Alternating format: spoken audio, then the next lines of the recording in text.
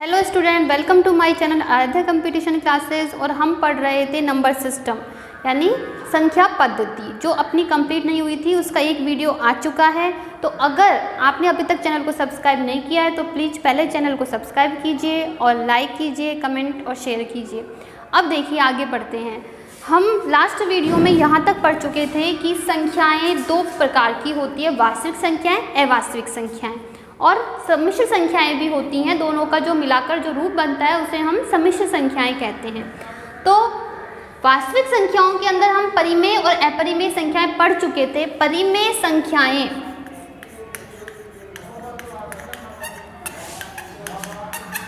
संख्याओं के अंतर्गत मैं आपको समझा चुकी थी सारी प्राकृत संख्याएं, पूर्ण संख्याएं, पूर्णांक और दशमलव संख्याएं।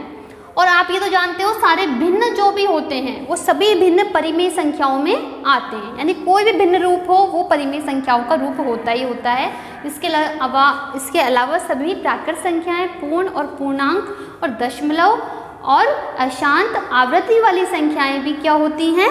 परिमेय संख्याएं होती हैं। अब देखिए आज हम पढ़ते हैं अपरिमेय संख्याएं। अपरिमेय संख्याएं, जब सारी संख्याएं परिमेय संख्याओं में आ गई तो अपरिमेय संख्याओं में कौन सी संख्याएं आती हैं आज देखते हैं। अपरिमेय संख्याएं देखिए, फर्स्ट नंबर पे तो जो परिभाषा परिमेय संख्या की मैंने बताई थी वह इसकी परिभाषा उसकी अपोजिट हो जाएगी कि जिसे हम p/q के रूप में व्यक्त नहीं कर सकते हैं वो सभी संख्याएं अपरिमेय संख्याओं में आती हैं। तो ऐसी कौन सी संख्याएं हैं? तो लास्ट वीडियो में हल्का सा मैं बता चुकी थी आपको कि अशांत अनावृत्ति संख्या, अशांत अनावृत्ति संख्याएं। अशांत अनावृत्ति वाली संख्याएं कौन सी?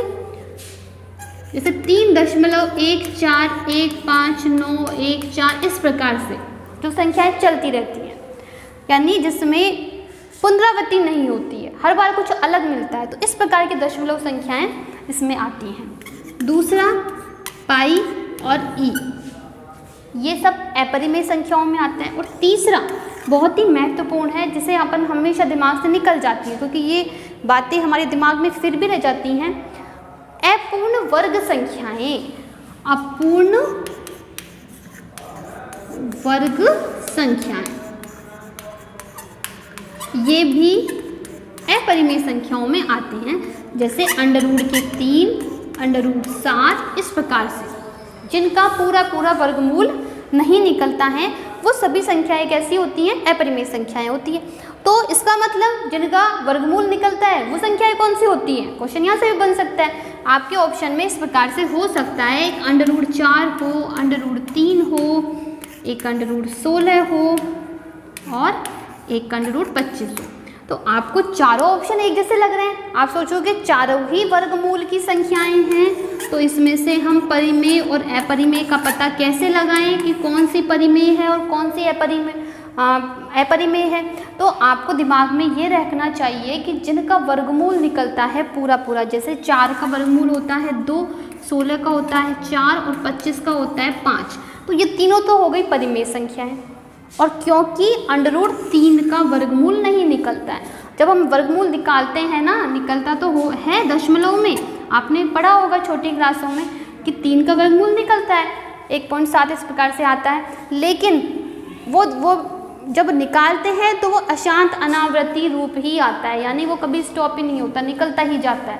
तो इसलिए इस प्रकार की जो संख्याएं होती हैं अपूर्ण वर्ग संख्याएं वो सभी भी अपरिमेय संख्याओं में आती हैं।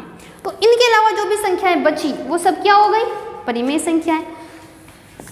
अब एग्जाम के लिए एक दो बातों का आपको दिमाग में रखना बहुत ज़रूरी है इन्हीं में से, जैसे कि दो परिमेय संख्याओं के बीच में अनंत परिमेय संख्याएं होती हैं। अनंत परिमेय, चाहे वो कोई सी भी संख्या हो। क्या? दो परिमेय संख्याओं के बीच अनंत परिमेय संख्याएं होती हैं। क्वेश्चन यहाँ से बन सकता है कि दो परिमेय संख्याओं के बीच में बताइए कितनी संख्याएं होती हैं, 1, 0, 2, अनंत। तो क्या करके आना है आपको, अनंत। दिमाग में से ये बात नहीं निकालनी है।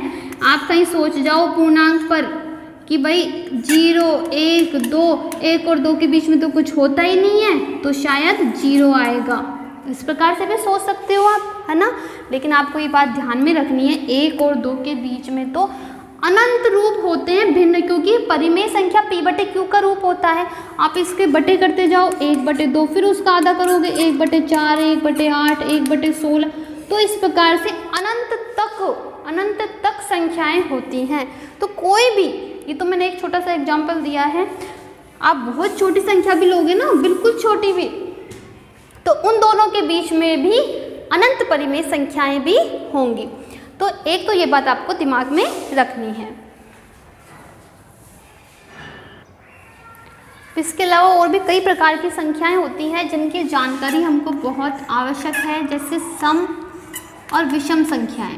सब जानते हैं, लेकिन फिर भी क्योंकि मैंने आपसे कहा था कि 0 लेवल से स्टार्ट कर रहे हैं अपन, तो हो सकता है कई बच्चों को इसके बारे में जानकारी न हो, भूल गए हो। तो अपन देखते हैं स्टार्टिंग से कि सम संख्याएं वे संख्याएं होती हैं या ऐसी संख्याएं जो 2 से पूर्णतया विभाजित हो, जो 2 से पूर्णतया विभाजित हो, मतलब 2 का पूरा भाग चला जाए, शेषफल 0 हो जाए, तो वो संख्याएं क्या होती हैं, सम संख्याएं होती हैं। या फिर दूसरी परिभाषा इसकी है कि जिसका इकाई का अंक, ऐसी संख्या जिसका इकाई का अंक हो 0, 2, 4, 6, 8 हो, तो ऐसी संख्याएं सम संख्याएं कहलाती हैं। ठीक है, तो सेकंड वाली परिभाषा को आपको दिमाग में रखना है, क्योंकि संख्या कितनी बड़ी क्यों ना हो, आप उसमें 2 का भाग देके तो देखोगे नहीं एग्जाम में। जैसे कि कोई संख्या है, ठीक है, ये कोई संख्या है, तो अब इस संख्या में अपन 2 का भाग देके थोड़े देखने बैठेंगे एग्जाम में, इतना टाइम थोड़ी ना होता है। हम उसका इकाई का अंक देखेंगे सिर्फ कि इसका इकाई का अंक क्या है, 2। तो 2 आते ही हम कह देंगे कि ये कैसी संख्या है, सम संख्या है। अब इसके बाद आता है विषम संख्या। विषम संख्या देखिए, ऐसी संख्या, इसकी अपोजिट हो गया बिल्कुल, कि जो 2 से पूर्णतः विभाजित न हो, जो 2 से पूर्णतया विभाजित न हो।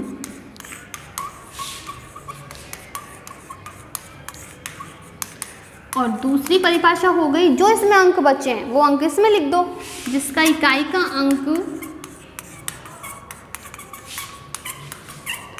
1, जैसे कि 0 के बाद में क्या आया, 1, फिर 2 के बाद में 3, फिर 4 के बाद 5, 6 के बाद 7, 8 के बाद 9। तो जिनके इकाई का अंक 1, 3, 5, 7, 9 हो, वे संख्याएं कैसी संख्याएं कहलाती हैं, विषम संख्याएं।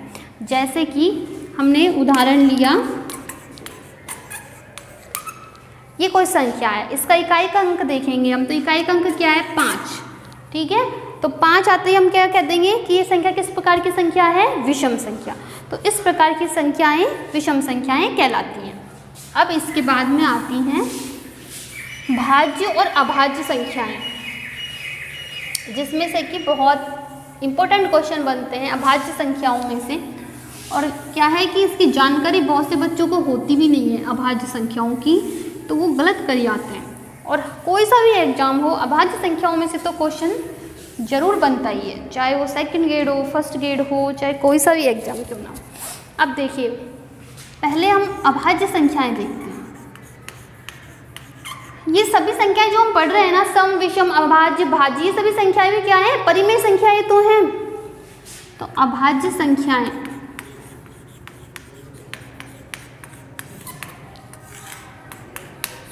देखिए, अभाज्य संख्याएं कौन सी होती हैं, नाम अभाज्य, जो जिसमें किसी का भी भाग न जाए, नाम से पता चल रहा है अपन को, अभाज्य जिसमें किसी का भी भाग न जाए। लेकिन इसकी परिभाषा ये है, ऐसी संख्या जिसमें केवल स्वयं का और 1 का भाग जाता हो, उसे हम अभाज्य संख्या कहते हैं। इसके जस्ट अपोजिट हो गई भाज्य संख्याएं। क्या? ऐसी संख्या जिसमें स्वयं का भाग जाता हो, 1 का जाता हो, इसके अलावा किसी अन्य संख्या का भी भाग जाता हो। इसका मतलब ऐसी संख्या जिसके 2 से ज़्यादा गुणनखंड संभव हो। ऐसी संख्या किसी भी रूप में लिख सकते हैं परिभाषा। तो ऐसी संख्या जिसमें स्वयं का, 1 का या इसके अलावा किसी अन्य संख्या का भी भाग जाता हो, या 2 से ज़्यादा संख्याओं का भाग जाता हो, जिसके 2 से अधिक गुणनखंड संभव हो। ये परिभाषा मैंने इसलिए लिखी क्योंकि एग्जाम में क्वेश्चन इस प्रकार से भी आता है और आप कंफ्यूज हो जाते हो कि क्या अभाज्य संख्याओं के गुणनखंड संभव है, इस प्रकार से पूछ लिया जाता है। तो अभाज्य संख्याओं के भी गुणनखंड संभव होते हैं, बस उनके गुणनखंड 2 ही होते हैं। जैसे कि हम देखते हैं ऐसी संख्या जिसमें केवल स्वयं और 1 का भाग जाता हो। 1 से स्टार्ट करते हैं, संख्याएं 1 से स्टार्ट करते हैं अब, क्योंकि परिमेय संख्याएं हैं ये। और अब देखिए 1 से स्टार्ट किया, अब 1 क्या इस नियम का पालन कर रहा है क्या? ऐसी संख्या जिसमें स्वयं का भी भाग जाता हो और 1 का भी, दोनों नियमों का ये पालन नहीं कर रहा है, इसलिए 1 को हम न तो अभाज्य संख्या मानते हैं और न ही भाज्य संख्या मानते हैं। ये बात आपको दिमाग में रखनी है। 1 बिल्कुल अलग है। 1 न तो अभाज्य में आता है और न ही भाज्य में आता है। बहुत ही इम्पोर्टेंट क्वेश्चन है, एग्जाम में जरूर यहीं पे तो आप गलती करते हो। 1 न तो अभाज्य है और न ही भाज्य है। अब 2 पर आते हैं। 2 ऐसी संख्या जिसमें केवल स्वयं का 2 का भाग जाता है और 1 का भी भाग जाता है। तो छोटी से छोटी अभाज्य संख्या होती है 2। याद रखना है, छोटी से छोटी अभाज्य संख्या कौन सी होती है? 2। फिर 2 के बाद आगे बढ़ते हैं 3 पर। तो 3 भी क्या है? अभाज्य संख्या, क्योंकि 3 का भाग जाता है और 1 का जाता है। फिर आता है 4। तो देखिए 4 में 2 का भी भाग जाता है, 4 का भी जाता है और 1 का तो जाएगा ही जाएगा। 1 का भाग तो सब में जाता है, तो इसलिए 4 में 2 से ज़्यादा गुणनखंड संभव हो गए ना इसके। तो इसलिए 4 कैसी संख्या हो गई? भाज्य संख्या। तो ये भी बहुत इंपॉर्टेंट क्वेश्चन है कि प्रथम या छोटी से छोटी भाज्य संख्या बताइए 4। छोटी से छोटी अभाज्य संख्या तो हो गई 2 और छोटी से छोटी भाज्य संख्या हो गई 4। ठीक है, अब 4 के बाद जब आगे बढ़ते हैं तो 5। तो 5 क्या है? अभाज्य संख्या। फिर 6 क्या हो गई? भाज्य। फिर 7 अभाज्य संख्या है, क्योंकि 7 में भी किसी का भाग नहीं जाता। फिर 8 हो गई भाज्य। फिर 9 में क्योंकि 3 का भाग जाता है इसलिए 9 क्या हो गई? भाज्य। फिर 10 भी भाज्य है। फिर 11 अभाज्य। फिर 12 इधर और फिर 13 भी अभाज्य। इस प्रकार से ये संख्याएं चलती रहेंगी, ये तो अनंत तक चलती रहेंगी, भाज्य और अभाज्य। बट स्टार्टिंग की बात है, क्वेश्चन जो अपने बनते हैं वो स्टार्टिंग से ही बनते हैं।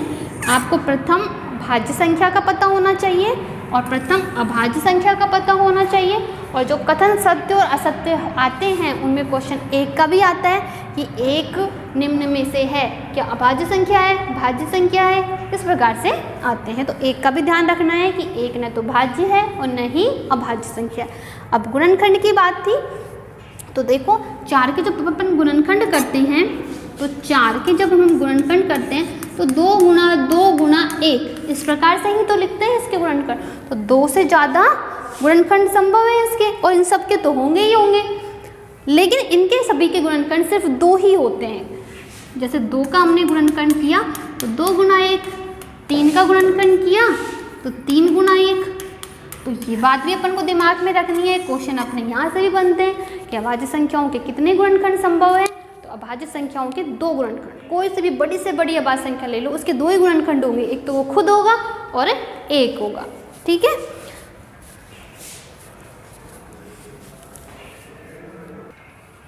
अब देखिए अभाज्य संख्याओं में से ये क्वेश्चन भी अपना एग्जाम में आता है कि सबसे छोटी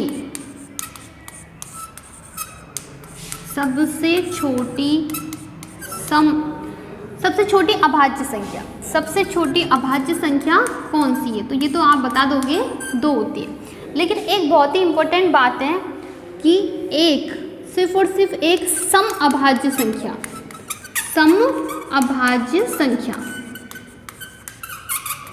एक 2 ही एक ऐसी अभाज्य संख्या है जो सम भी है। बाकी सारी आप देखोगे लाख करोड़ अनंत तक सभी की सभी कैसी होती हैं? विषम होती हैं।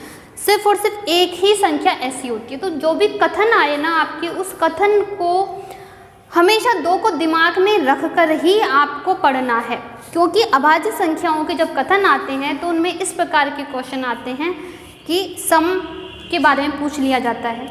तो आपको 2 को दिमाग में रखना है कि एक संख्या ऐसी है, इसको नहीं भूलना आपको, कि 2 ऐसी संख्या है जो सम संख्या भी है और अभाज्य संख्या भी है।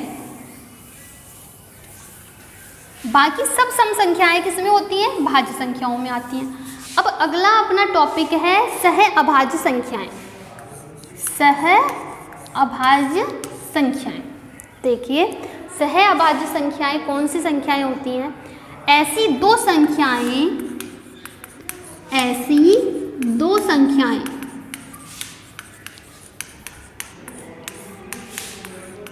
जिनका में से पे एक हो या जिनमें एक के अलावा कुछ भी कॉमन न हो, उभयनिष्ठ न हो, जिनमें एक के अलावा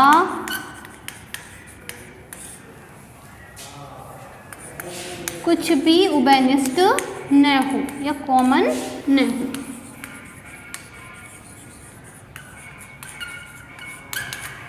जैसे 2 क्रमागत संख्याएं भी क्या होती हैं? सह अभाज्य संख्याएं होती हैं। जैसे 2 और 3 ले लिया आपने, दोनों क्या हैं? सह अभाज्य संख्याएं, इन दोनों में कुछ भी कॉमन नहीं मिलेगा, है ना। जैसे 4 और 5 ले ली, ठीक है।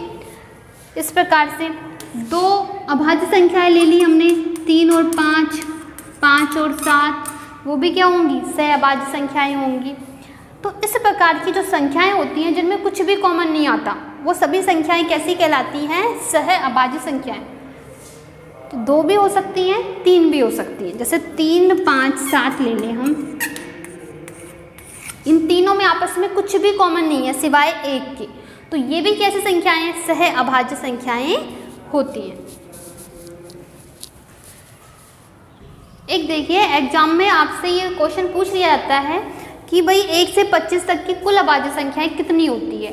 तो आप एग्जाम में गिनने बैठोगे कि भाई शुरू की 2, 3, 5, 11, तो अपना बहुत टाइम वेस्ट हो जाता है। तो अगर आपको याद रह जाए तो बहुत अच्छी बात है।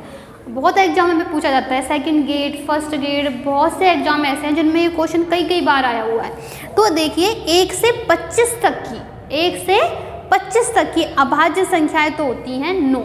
कितनी होती है? 9। यानी जो गिनती होती है, गिनती में 1 से 25 तक जो संख्याएं होती हैं उनमें 9 अभाज्य संख्याएं होती हैं।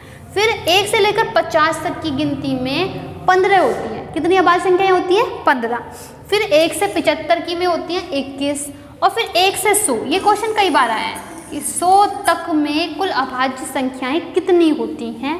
तो आपको याद रखना है कितनी होती हैं? 25।